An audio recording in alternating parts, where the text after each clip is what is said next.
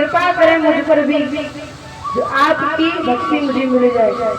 देखिए हम भगवान को देखते हैं, फिर भी हमारा मन संसार में लग जाता है। क्यों? क्योंकि आपने भगवान को देखा है पर भगवान ने अभी आपको नहीं देखा। जिस दिन भगवान की नजर आप पर पड़ गई, कृपा तो सब पर रहती है भगवान की, पर जिस दिन भगवान ने आपको देख लिया ना, तो इस संसार से आपका मन अपने आप ही हट जाएगा। आपको संसार की कोई भी वस्तु अच्छी नहीं लगेगी। जिस प्रकार गोपियों का हृदय कृष्ण के लिए बना है, गोपियां नित्य माता कात्यायनी का पूजन करती है, निवेदन करती है माता कात्यायनी से, माँ कृष्ण का हमको मिल जाए पति रूप में। क्यों? तुम हो एक गोचर सबके प्राण पति, और किस भी जन्मो दया में तुमको मैं सुमति। ओम जय जगदीश हरि। सबके प्राणों के पति हो भगवान। पति का अर्थ ये नहीं होता केवल जिसके संग ब्याह हो उसी को पति कहते, नहीं। हमारी आत्मा का पति भी परमात्मा है। हर एक जीव के अंदर आत्मा निवास करती है और उसका संबंध परमात्मा से है। सुखदेव जी कहते राजन, भगवान ने गोपियों का वस्त्र चुरा करके गोपियों को समझाया, कभी भी नारी को निर्वस्त्र होकर स्नान करना नहीं चाहिए। माता ध्यान से सुने, कभी भी नारी को निर्वस्त्र होकर के स्नान करना नहीं चाहिए। जी ना कि घर में बाथरूम बन गया, कोई देखने वाले नहीं, ठाकुर ही सब देखते हैं। इस बात का ध्यान रखना, ठाकुर जी की नजर सब पर रहती है, चाहे वो पुरुष हो चाहे नारी हो। नियम दोनों के लिए लागू होते हैं, नियम दोनों के लिए लागू होते हैं। सुखदेव जी ने कहा राजन, माता कात्यायनी ने प्रकट होकर के गोपियों को दर्शन दिया है। कात्यायनी महामाये महायोगी नदीश्वरी नंद गोसुतम देवी पति परमे गुरुदेव नमः। माता कात्यायनी ने कहा बाबू क्या चाहिए? गोपियों ने कहा मैया कृष्ण को हम प्राप्त करना चाहते, कृष्ण हमको मिल जाए। माता ने कहा पूर्णिमा के दिन कृष्ण आपको पति रूप में प्राप्त होंगे। जब पूर्णिमा का समय आया, ब्रज की जितनी भी गोपियां हैं सब अपना काम छोड़ करके यमुना किनारे चली आई। अर्धरात्रि को भगवान ने मुरली बजाई है और मुरली की तान जिस गोपी के कान में गई, हर गोपी कोई तो बच्चे को दूध पिला रही थी, कोई श्रृंगार कर रही थी, तो महाराज सब अपना अपना काम छोड़ करके कृष्ण की ओर दौड़ी चली गई। भगवान ने जब गोपियों को देखा है तो सबसे पहले स्वागत किया है, आओ गोपियों तुम्हारा स्वागत है।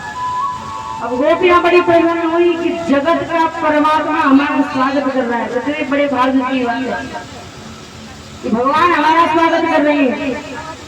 लेकिन भगवान ने जैसे ही कहा कि इस समय तुम यहाँ पर क्या कर रही हो, देखो ध्यान से क्या कहा, इस समय तुम यहाँ पर क्या कर रही हो। अब जिसको पता हो कि हम यहाँ क्यों आए हैं, फिर भी वो ये कहे कि यहाँ पर क्या कर रहे हो, अचंभे की बात है कि नहीं। जैसे कि एक उदाहरण आप समझिएगा थोड़ा। जैसे परीक्षित जी ने हमको फोन किया और परीक्षित जी ने फोन करके कहा महाराज सोमवार वाले दिन आपको हमारे घर आना है। हमने कहा ठीक है महाराज आ जाएंगे। अब जिस दिन का सोमवार था उस दिन परीक्षित जी ने फोन नहीं किया। हम फोन करने वाले थे कि परीक्षित जी का फोन आ गया, महाराज आप आए नहीं अभी तक। हमने कहा चलो हम घर से निकल रहे हैं। हम घर से बाहर आए, जैसे हम परीक्षित जी के घर पहुंचे, परीक्षित जी ने द्वार खोला और द्वार खोल के कहा आइए व्यास जी आपका स्वागत है, कैसे आना हुआ। समझे? आइए व्यास जी आपका स्वागत है, कैसे आना हुआ। किसने बुलाया? क्या कह रहे हैं कैसे आना हुआ? तो वही गोपियां कहते हैं जिसको सब पता है कि हम यहाँ पर क्यों आए हैं, फिर भी वो पूछ रहा है कि यहाँ पर क्या कर रही है। गोपियों ने कहा ऐसा क्यों पूछ रहे हो कन्हैया? कन्हैया बोले मैं तो यहाँ हमारे कह रही हूँ क्योंकि यह समय तुमको हर पतिव्रता नारी को अपने पति की सेवा करनी चाहिए, पर तुम यमुना जी आधी रात क्या कर रही हो यहाँ? क्योंकि तुमको पता ना है पतिव्रता धर्म में बड़ी शक्ति हो गई। गोपी बोली जितना ज्ञान तुम्हें बांट रहे हो ना कन्हैया, ऐसी कथा हमने भी बहुत आमे। अच्छा आमे ने सुनाई हमको? गोपी ने कही एक बड़ी पतिव्रता नारी अपने पति के बिना एक पल भी ना रह सकती, सेवा करती, पहले पति की बाद में कुछ खाना ग्रहण करती, कोई भोजन ग्रहण करती। इतने में उसके घर का जो धन था वो खत्म हो गया। तो पति ने कहा मुझे धन कमाने के लिए बाहर जाना पड़ेगा। पत्नी ने कहा आप चले जाएंगे तो किसकी सेवा करूंगी? पति ने कहा मैं अपना एक माटी का पुतला दे जाऊंगा तुमको बनाकर, मैं नहीं आता तब तक उस माटी के पुतले को अपना पति समझ करके सेवा करेंगे। पत्नी ने कहा ठीक है। धीरे धीरे समय बीता, वो माटी का जो पुतला है उसका पति बना करके उसको सेवा करने लगा।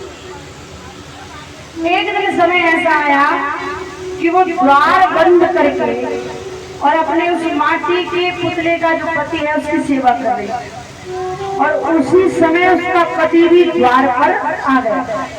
जब उसका पति द्वार पर आया, दरवाजा खटखटाने लगा। पत्नी ने मतलब विचार किया कि मेरी पूजा अभी पूरी नहीं हुई, अधूरी, और पूजा अधूरी छोड़ूंगी तो भी मेरा पतिव्रत धर्म नष्ट हो जाएगा, और द्वार ना खोलूं तो द्वार पे भी पति खड़ा है, द्वार नहीं खोलूंगी तो भी मेरा पतिव्रत धर्म नष्ट हो जाएगा।